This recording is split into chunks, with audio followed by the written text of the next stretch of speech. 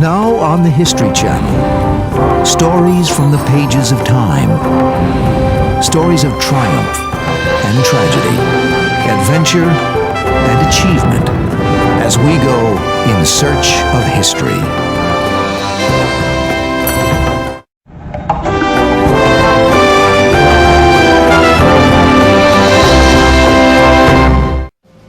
There are some lives that can be summed up by a question mark. They are the vanished, whereabouts unknown. One of the things that a mystery does is it invites speculation, it invites rumor, it invites possibilities and innuendos. And because it does that, it's endlessly fascinating. As soon as you know the answer, then it becomes mundane. In 1961, in New Guinea, 23-year-old Michael Rockefeller, son of then New York Governor Nelson Rockefeller, disappears into the jungle to research a primitive tribe called the Asmat and is never heard from again. The most intensive land-air search in South Pacific history is drawing to a close. When you have a disappearance like Rockefeller, I mean, it intertwines a number of things that captivate the imagination. Here's a famous person, the scion of a very wealthy family for whom all things should be golden, goes off to a strange part of the world, working with cannibals, and then disappears. I mean, that's a movie of the week right there. I mean, it's got everything. All you need is a love interest.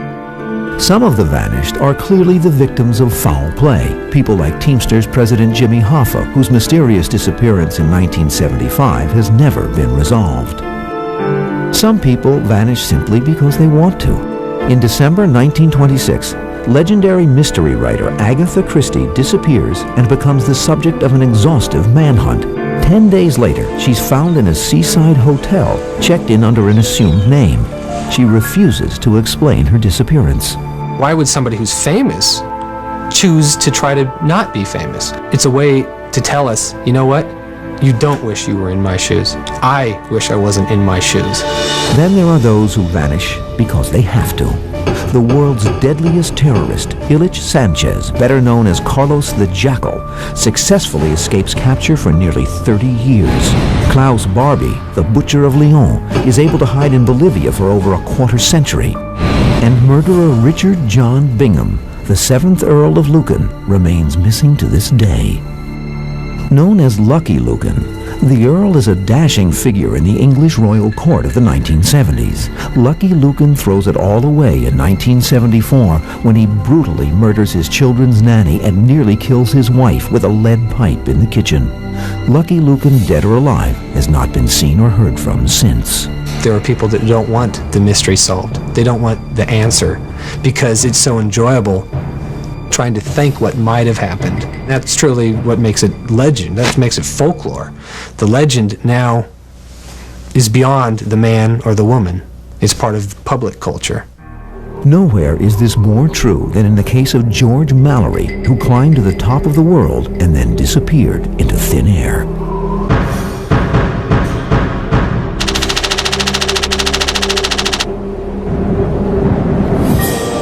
May 29, 1953, Edmund Hillary and Tenzing Norgay reached the summit of Mount Everest on the Nepal-Tibet border.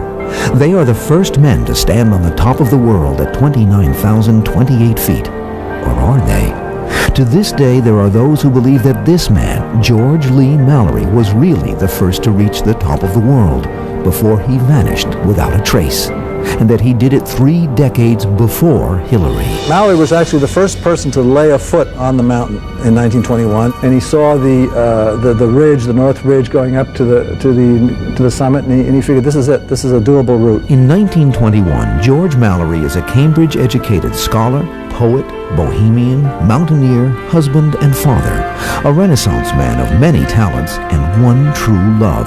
Her name is Everest. It kind of was his mountain, yeah, and it's always been his mountain ever since. Mallory is the only man to climb in each of the first 3 expeditions to Mount Everest sponsored by Britain's Royal Geographical Society. He surveys the route in 1921 and 1922, and then in 1924, Mallory returns to the mountain with one goal in mind: reach the summit at all cost. From base camp in the Rongbuk Valley, The 1924 expedition takes 2 months to establish a series of camps along the north ridge of Everest, working their way up from 18,000 to 26,000 feet. Once you go above 18,000 feet, your body begins to deteriorate, no matter what kind of physical condition you might be in. Above 26,000 feet, that's when you're in what is called the death zone. Real deterioration begins to set in. At 26,000 feet, only 2 climbers are considered fit enough to make the first summit attempt. Mallory and 22-year-old Andy Irvine leave climber Noel Odell behind at Camp 5 to establish Camp 6 at 28,000 feet. The next day, June 8, 1924, Mallory and Irvine set out for the summit, carrying food, oxygen, and a camera. The weather is good, but the altitude must be taking its toll. So you're sitting looking at your shoes, and you're thinking to yourself, now I'm going to tie my shoes. And then a few minutes later, you're still looking at your shoes and thinking that now would be a good time to tie your shoes. And this process actually takes place at altitude. You think you're starting to engage in a task, and you're not doing it yet. When Odell reaches Camp 6 mid-afternoon on June 8th, he looks up to a dazzling sight. A crystal blue sky, a stark white mountain, and 2 small black dots, Mallory and Irvine, moving across a ridge at the top of the second step, the last difficult technical climbing before the relatively easy charge to the summit. Odell was a great man, and I don't doubt for a minute what he says about the capabilities of Mallory and Irvine. He believed strongly that they had the potential for going on, and he saw them moving upward. But very quickly, the weather turned very bad, and Mallory and Irvine disappear into the clouds. They will never be seen alive again. 3 days later, on June 11th, 1924, the expedition cables home in code. Mallory, Irvine dead, remainder returning. A rock cairn is erected in honor of the climbers. But where are their bodies? And if they died, was it on the way up or on the way down? The mystery persists for more than 50 years. Then, in 1975, a Chinese climber spots a dead Englishman in 1920s clothing on the north side of Everest. It must be Mallory or Irvine. When I heard that, I said, holy mackerel. Cameras, film, proof, evidence. But it takes nearly a quarter century to gain permission from the Tibetan government and to raise the money necessary to search for the body. The Mallory-Irvine search expedition combs a depression below the second step. Illustrated on this model of Mount Everest at the Boston Museum of Science is the area where the expedition finds 17 dead climbers from previous expeditions. And finally, on May 1st, 1999, they find a body in 1920s clothing. In the breast pocket is a handkerchief with a monogram GML. It is George Lee Mallory. When I heard his body had been discovered, my first feeling was one of sort of shock and surprise, and second, a certain amount of excitement, and also a little, there was a creepiness to it. You know, here's this body that's been there for 75 years. There is a rope tied around Mallory's waist, but the other end of the rope is frayed. It is almost certain he fell rope to Irvine, but Irvine's body is nowhere to be found. The position of the body indicates Mallory fell below the point at which Odell reported seeing the pair moving upward. Of course, this does not prove that Mallory and Irvine made it to the summit. They certainly could have turned back before reaching the top. But at least the 1999 expedition was able to prove they were coming down, not going up when they died. Well, most people fall on the way down because they're exhausted, it's late in the day, the light is fading, you know, their oxygen has run out, and they're in extremis, and that's when they fall. Also found with George Mallory's body is a spent oxygen canister and in his pocket, personal letters. My mother told me that her father was carrying with him a photograph of his wife, my mother's mother, to place on the top of Mount Everest. And if that photograph was found in his pocket, that would definitely be a sign that he probably did not reach the summit. And if the photograph was not found, it would at least be strong evidence that he did get there. No photograph was found on George Mallory's body. As for the infamous camera, it was also nowhere to be found. But it is likely that Irvine, the more mechanically inclined of the two, would have been the one to carry the one piece of equipment that could once and for all solve the mystery of Mallory and Irvine. Scientists at Kodak feel that if they find the film and it wasn't exposed to light during the fall, that there would be printable images. That's what makes it so exciting. It's not just, some airy theory, but we could still find out. I think the evidence that's come in, if anything, makes it appear more likely that he got to the top. But I'm not sure this is a question that's going to be answered. I still am a person who believes that he had the capability of making it to the summit and was the kind of person who would have kept going on to get to the summit. It was a very strong part of what he wanted to accomplish, and I think he could have done it.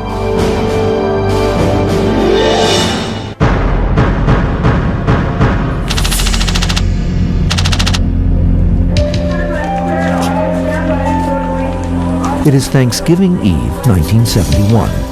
A man walks up to the ticket counter for Northwest Airlines at Portland International Airport and pays $20 for a one-way ticket on Flight 305 to Seattle, Washington. He gives his name as Dan Cooper. I think that Cooper most likely was an old criminal with his life burned out, and he may have had a health problem that he decided he'd go for one big one, and if he made it, great. If he didn't have very much to lose. The plane is barely off the ground when Cooper hands flight attendant Florence Schaffner a note. She thinks he is trying to make a pass at her and slips the note into her pocket. Cooper leans over and says, "Miss, I think you'd better look at that note. I have a bomb." On the ground in Seattle, Cooper makes a trade with the FBI. He exchanges the passengers and all but 2 crew members for $200,000 in $20 bills and 4 parachutes. Cooper then orders the plane refueled and tells the pilot to take off and head south. It is raining heavily. There is no moon.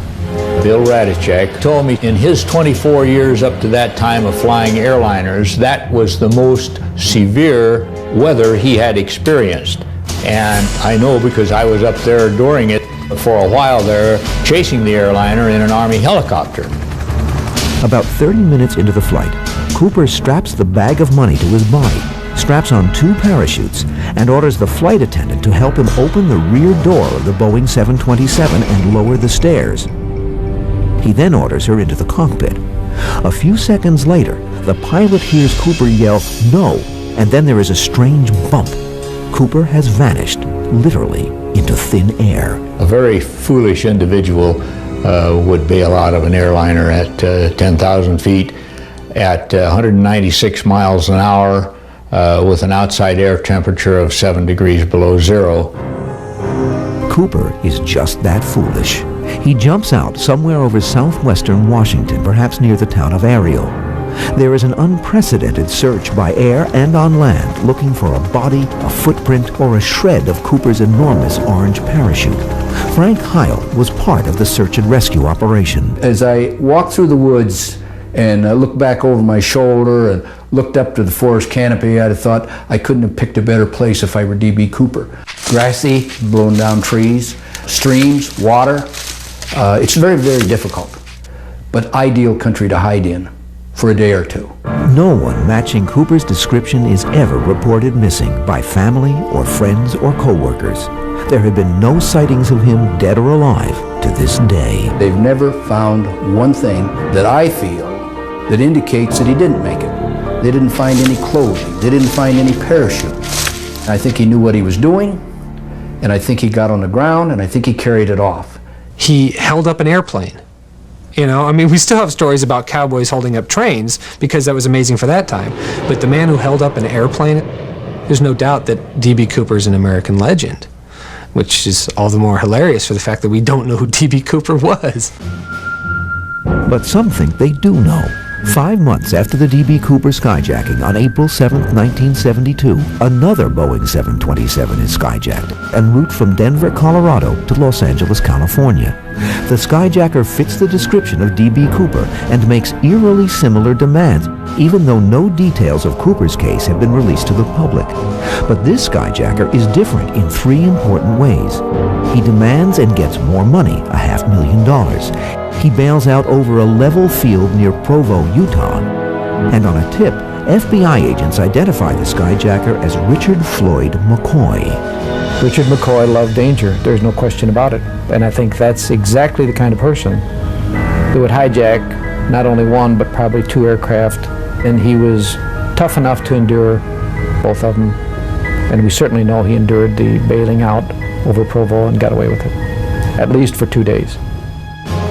The FBI tracks McCoy to his home, where he has $500,000 in cash hidden under a bed. Retired FBI agent Nicholas O'Hara is one of several investigators who believe they know what happened to D.B. Cooper, because they believe he is actually Richard McCoy. There are just too many similarities to explain away.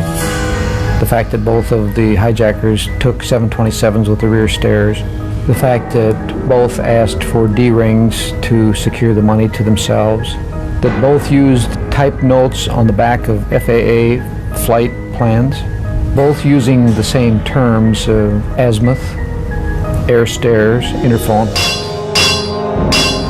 McCoy denies any connection to the Cooper case, and in 1973 is sentenced to 45 years in prison for the Provo hijacking.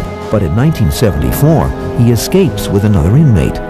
In a shootout with FBI agents, among them Nicholas O'Hara, McCoy is killed.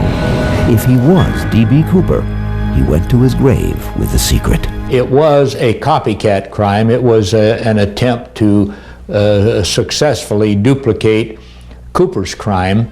Himmelsbach is convinced that McCoy had an airtight alibi placing him in Los Angeles, not Portland, on the day of the D.B. Cooper skyjacking, and therefore could not have been in 2 places at once. However, there is one connection between McCoy and Cooper yet to be resolved.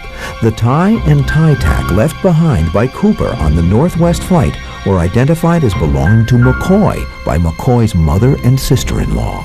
That's a very strong, almost compelling reason for me to believe that in fact Richard Floyd McCoy was in Portland on November 24th, 1971 and hijacked the Northwest flight Portland to Seattle, and very likely is D.B. Cooper. But even if he is not, the McCoy case does prove that it is possible to jump out of a Boeing 727 at 10,000 feet in a 200-mile-per-hour wind and make it to the ground successfully. And that's all anyone can really say for sure. This is the stuff that legends are made of. What he did was truly fascinating. But what happened to him has become even more fascinating than his actual crime. People wonder, is this somebody who got away with it? Was it the perfect crime? Or was it a foolish endeavor that cost a man his life? We don't know, but we'd love to know.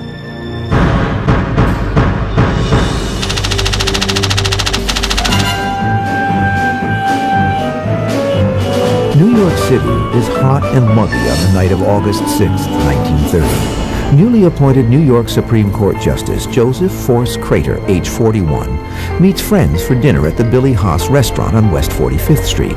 Crater, who is known as Good Time Joe, excuses himself around 9:15 p.m., saying he has plans to go to the theater. He hails a cab, gets inside, and rides off into oblivion. He was tall. He was a little odd-looking. He had a small head on a comparatively tall body and a small neck. And the one thing everybody knew, if we ever found the body, we'd know it's him. But despite the promise of a $5,000 reward, no one can furnish a single solid lead about Judge Crater's whereabouts. All the papers had front-page stories, a Herald Trib, the Times. But there was no scandal attached to his name. He didn't have a love nest. There was nothing overt, really. Nothing to grab hold of. He was simply missing. It looks an awful lot like foul play, until Judge Crater's assistant, Joseph Mara, comes forward with intriguing details about Judge Crater's strange behavior on the very day he vanished. According to Mara's police statement, The morning of August 6th, Judge Crater goes to his office at court and removes a large number of papers and personal files. He then asks Mara to cash 2 personal checks totaling $5,100. In those days, a great deal of money. Mara recalls that Judge Crater seemed moody and depressed. It fits very well with a man who's planning to just disappear or go away. But the problem with that is that most people who go away prepare for going away. Judge Crater did none of that. Judge Crater left behind all his clothing.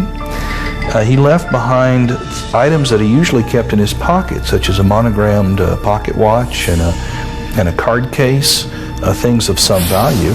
In his New York apartment, Judge Crater also leaves behind his last will and testament, the contents of his safety deposit box, and a note for his wife telling her that she will be receiving a large settlement from a pending real estate deal.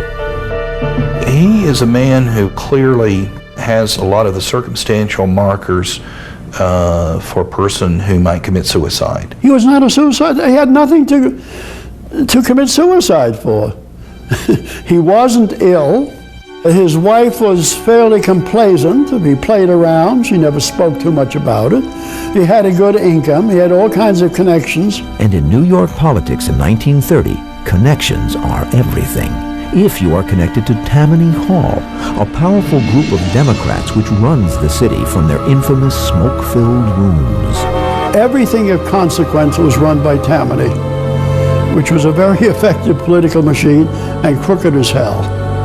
Judge Crater was part of that machine. Investigators look long and hard for some indication that Judge Crater might have been involved in criminal activity, that the money and papers he took from his office are part of a bribery or blackmail scandal, but nothing ever materializes. Instead, Judge Crater's disappearance becomes part of American folklore. Groucho Marx ends his nightclub routines with the tagline, "I gotta step out and look for Judge Crater." Pulling a crater becomes slang for disappearing. Even Mad Magazine spoofs the judge's disappearance. For 25 years, not one new lead is added to Judge Crater's missing persons file, until a Dutch psychic named Gerard Croiset enters the picture. In 1955, Croiset is making headlines because of his uncanny ability to solve seemingly unsolvable police cases. Murray Tay Bloom, a freelance journalist, interviews Croiset and on a lark shows him a photograph of Joseph Force Crater. I took out the picture of Judge Crater, placed it face down on the table in front of him, and I said in German, "What can you tell me about this man?" And he just rubbed his hand over the picture and said, yes, he sits on a high chair. He's a judge. And then he rubbed his hands and said, he's dead. He was killed. Croiset draws what appeared to be the 5 boroughs of Manhattan, and he places an X in what Bloom figures is Westchester County. He tells Bloom that this is where he will find Judge Crater's body, in a small lake or pond between 3 trees. When Bloom returns to New York, he calls Captain Jack Cronin, the NYPD detective in charge of the Crater case. To his surprise, Cronin agrees to a meeting. I took out the sheet that Croiset had drawn, the map. And I said, this was drawn by the medium, and this X here is where he says Crater is buried in Westchester. Well, I took one look at Cronin, I couldn't believe it. All the blood had drained out of his face. He was just looking at me, open mouth. And he didn't talk for about 10 seconds. I said, what is it? He said, I thought I was the only one who knew about that house in Westchester. Unbeknownst to Bloom, and most certainly to Gerard Croiset, Cronin has just received the deathbed confession of an East Side butcher shop owner named Henry Krause. Krause says he once owned a weekend house in Yonkers in Westchester County that was frequented by his Tammany Hall customers, and it was there that Judge Crater had been murdered. But without any corroborating evidence, Cronin files the confession away as an unsubstantiated lead.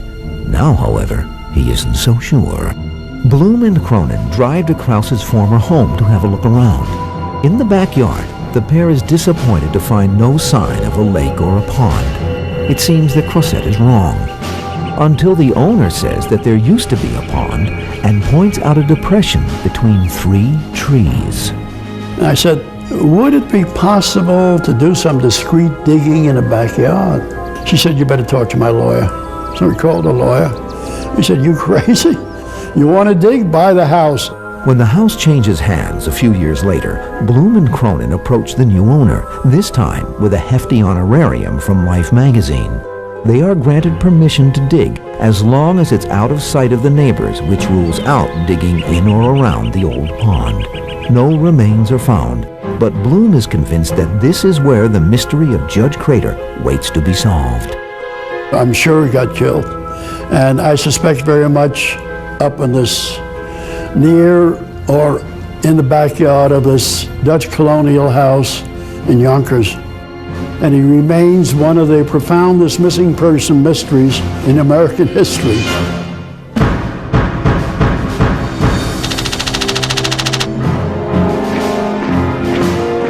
It is June 1944, Budapest, Hungary. The German military can see that the end is near, and the Nazi killing machine, the final solution, is in high gear. Per Unger, Swedish ambassador to Hungary, knows the more than 100,000 Jews living there will most certainly be sent to their deaths. He notifies his government that he needs help, money, and manpower to save them. The Swedish government agrees and sends Raoul Wallenberg. Who is Raoul Wallenberg? He is a man who possesses the last name of the Rockefellers of Scandinavia, perhaps still to this day the most powerful family, economically certainly, in Scandinavia. Raoul Wallenberg speaks 7 languages, including Hungarian, has traveled extensively in Eastern Europe, and through his wealthy family has important political ties to the United States. But the challenge that Wallenberg confronts in Hungary seems much bigger than one 32-year-old with no diplomatic experience can possibly handle. My understanding about that meeting was that while they were impressed with the high-mindedness of this latter-day, Scarlet Pimpernel, they all looked at each other at the end of the meeting and said, this guy doesn't have a chance. Even though Wallenberg is not Jewish, there is something burning inside this man, a passion to save as many Jews as he can, as fast as he can. It was just every minute, what can I do? You know, I don't think he was frantic. He wasn't the kind of a person who was afraid. He just knew I can do it and I have to do it. That's what he taught me too, that there is no such a word, I can do it or I don't know how. Because he said, you just have to use your brain. You can do it. Agnes Adachi is a 25-year-old nurse's aide in a Budapest hospital when she first meets Raoul Wallenberg. The doctor said, I don't know how Raoul do it. When we said we need aspirin, within an hour we had aspirin. If I said, Raoul, we don't have enough blankets, within an hour we had blankets. Even I don't know how he did it, but that's how he was. But in 1944, the stakes are getting much higher, and the Nazis are merciless.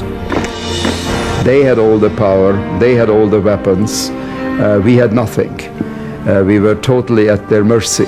And the only thing between our lives and the Nazi fascist war machine was Raoul Wallenberg. At the heart of Wallenberg's plan to save Jews is a travel document of his own design, which he calls a Schutzpass. Because Sweden is a neutral country, anyone bearing one of these travel passes is entitled to immunity from persecution until they can reach Sweden. Wallenberg issues Schutzpasses by the thousands and then moves those with the documents into safe houses throughout Budapest. There, they will wait out the war. I was one of the young Hungarian Jews who was put in a forced labor camp. I escaped from there and made my way back to the Hungarian capital of Budapest, where these Wallenberg created magical places saved the lives of vast numbers of people, myself being one of them. He was a hands-on savior. There are people who survived because he went in literally into the jaws of death and pulled them out. And in one historic meeting, Wallenberg squares off with the architect of the final solution, Adolf Eichmann. have to understand also that everyone knew the war was soon going to be over. That's a very important backdrop to this entire story. That's one of the cards that Wallenberg would always play, saying the war is going to be over soon, and I'm going to personally see to it you hang unless you do A, B, C, or D. You can't imagine the way he talked to people and how different people he was. When he talked to us, he was really always like a brother to all of us. And if he talked to Eichmann or anyone else, then he was like a devil. When we're growing up, we are always told not to lie, not to cheat, and not to bribe. But I found out if you want to save a person's life, go ahead, lie, cheat, and bribe. That's exactly how he saved 100,000 people. By the end of 1944, it looks like Raoul Wallenberg's plan is about to succeed.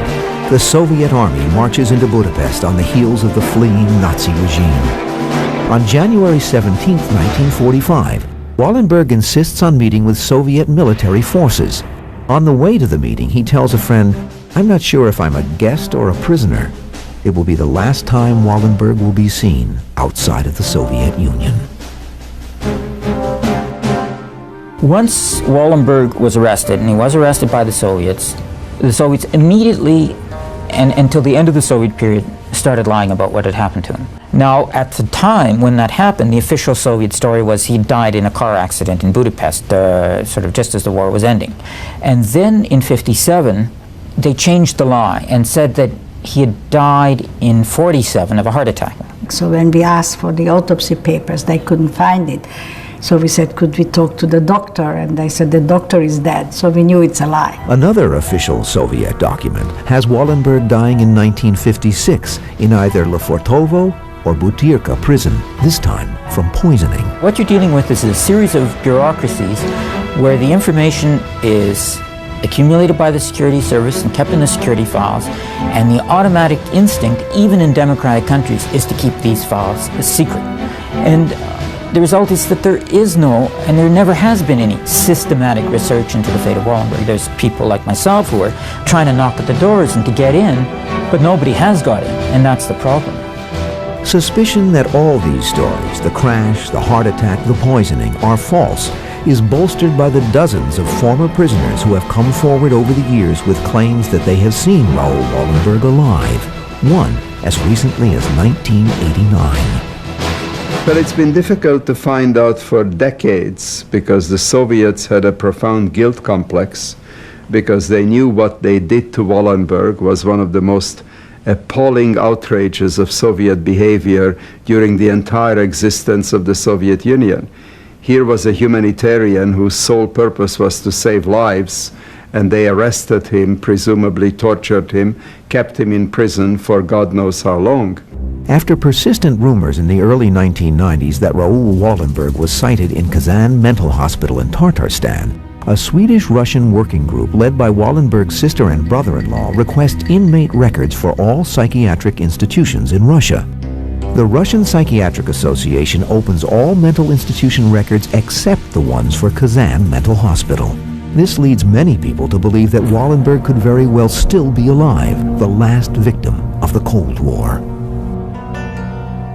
If he were alive today, he would A, be quite elderly, and B, probably be in no fit mental state. He may not himself even know who he is. But that remains a possibility. How in the world, after he did so much to save so many, can we do so little to save just this one person? It's a disgrace that so little has been done for so long. At the end of the day, this is the story of a tragedy of a great human being. And I feel that we all failed him. We didn't live up to the same incredible measure that he set for humanity.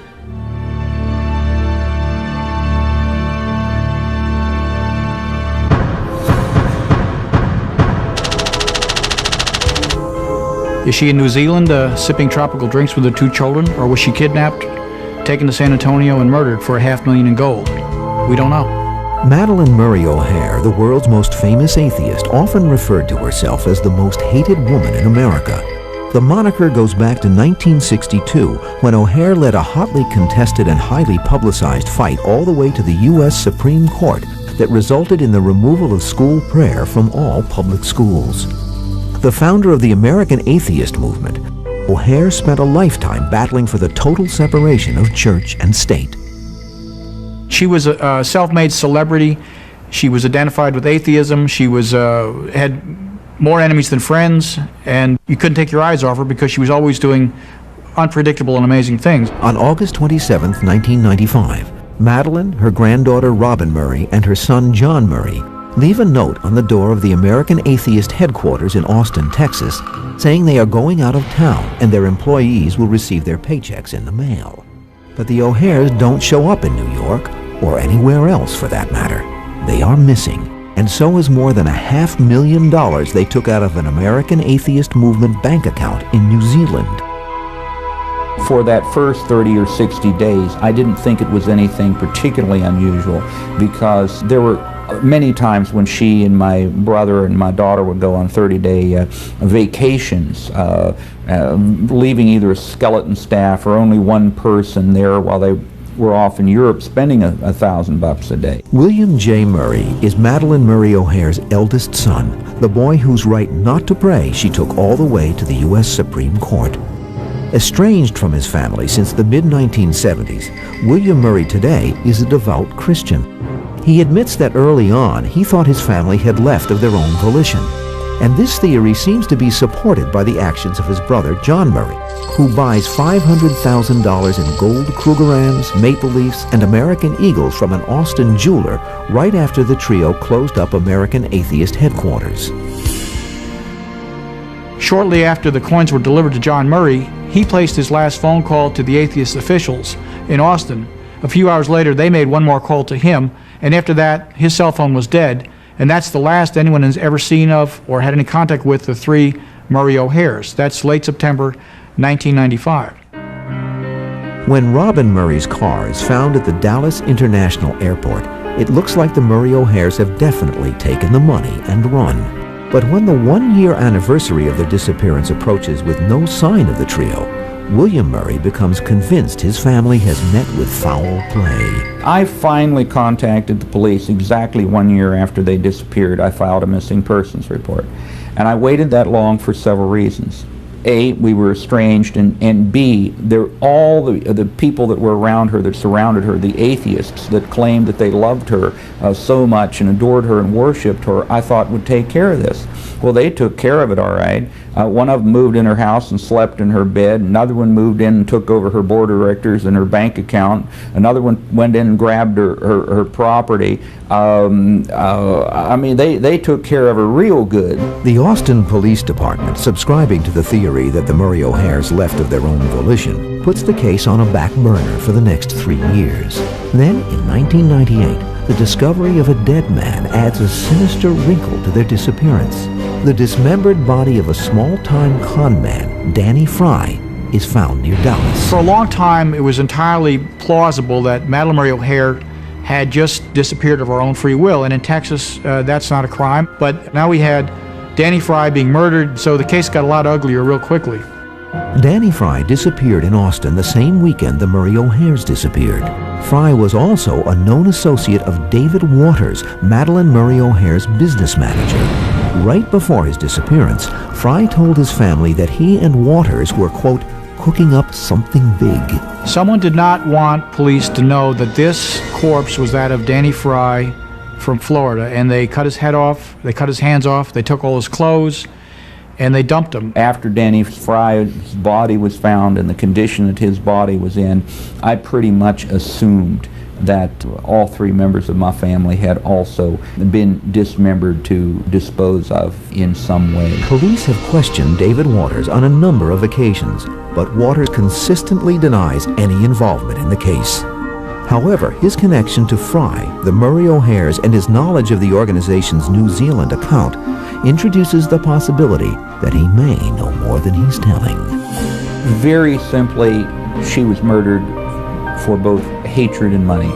An individual was seeking revenge and at the same time saw that he could profit from that revenge. Mr. Waters, who has possession of a lot of internal atheist documents that support the theory that they took the money and ran, simply thinks they bailed out and that they're doing very well somewhere, as he puts it, having chuckles on some beach while the rest of us go crazy. Unfortunately, because of her behavior and the types of individuals that she had associated with her, rather than being known as the woman who got prayer out of schools, which I'm sure she wanted to be known, she is going to wind up being known as the atheist leader who had the bizarre end.